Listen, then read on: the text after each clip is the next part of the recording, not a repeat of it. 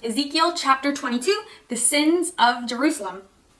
Now this message came to me from the Lord, Son of man, are you ready to judge Jerusalem?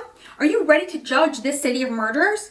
Publicly denounce her detestable sins and give her this message from the sovereign Lord. O city of murderers, doomed and damned, city of idols, filthy and foul, you are guilty because of the blood you have shed. You are defiled because of the idols that you have made. Your day of destruction has come. You have reached the end of your years. I will make you an object of mockery throughout the world. O infamous city, filled with confusion, you'll be mocked by people far and near. Every leader in Israel who lives within your walls is bent on murder. Fathers and mothers are treated with contempt. Foreigners are forced to pay for protection. Orphans and widows are wronged and oppressed among you. You despise my holy things and violate my Sabbath days of rest. People accuse others falsely and send them to their death. You are filled with idol worshippers and people who do obscure things. Obscene things, not obscure things.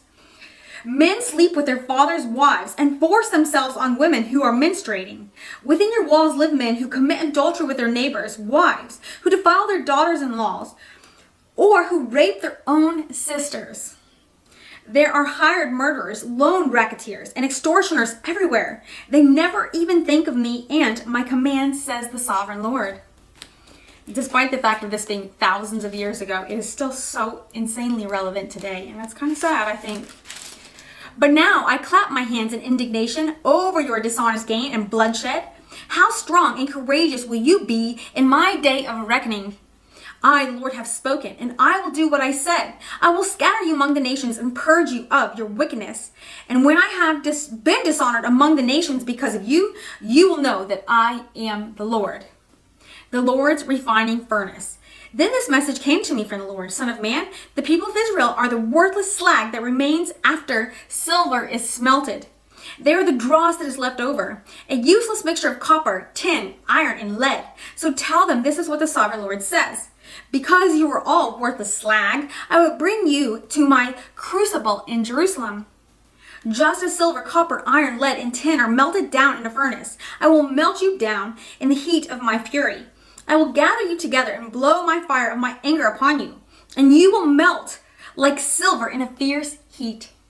Then you will know that I, the Lord, have poured out my fury on you, the sins of Israel's leaders. Again, a message came to me from the Lord, Son of man, give the people of Israel this message. In the day of my indignation, you will be like a polluted land, a land without rain. Your princes plot conspiracies just as lions stalk their prey. They devour innocent people, seizing treasures and extorting wealth. They make many widows in the land. Your priests have violated my instructions and defiled my holy things. They make no distinction between what is holy and what is not.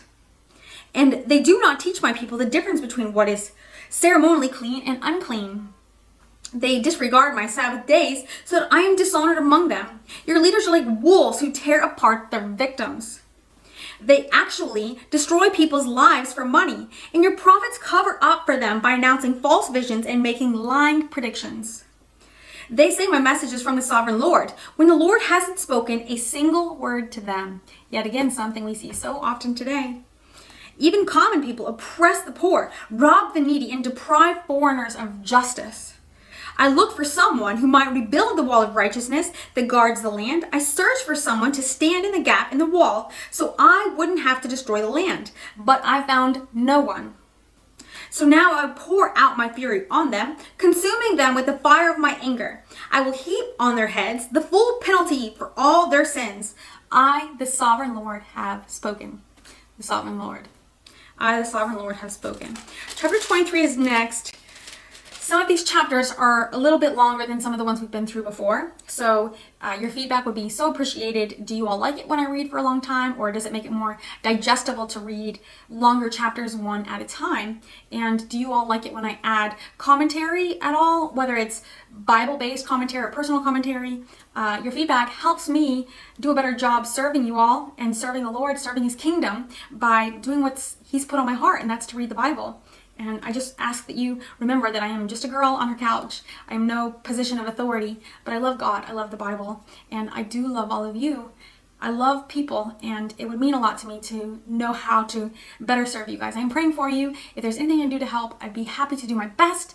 And I do pray you're very well, your health, your happiness, and your walk with God. I pray that you're blessed in every single way with God's abundance and His love, His mercy, and His grace. We'll see you soon, and chapter 23 will be next. Bye.